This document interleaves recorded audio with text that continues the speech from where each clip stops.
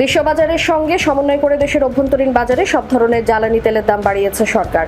নতুন সিদ্ধান্ত অনুযায়ী ডিজেল, কেরোসিন, পেট্রোল ও অকটেনের দাম লিটার প্রতি 15 থেকে 20 টাকা পর্যন্ত বৃদ্ধি করা হয়েছে।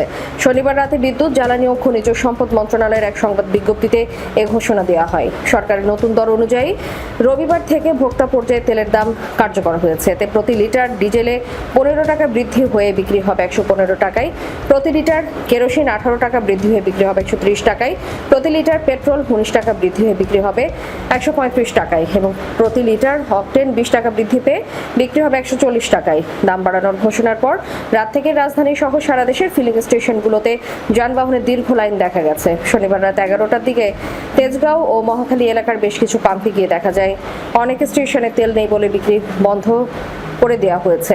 রাজধানীর তেজগাঁওয়ের সাউদার্ন পাম্পে এক বিড়ম্বনাপূর্ণ চিত্র দেখা যায়।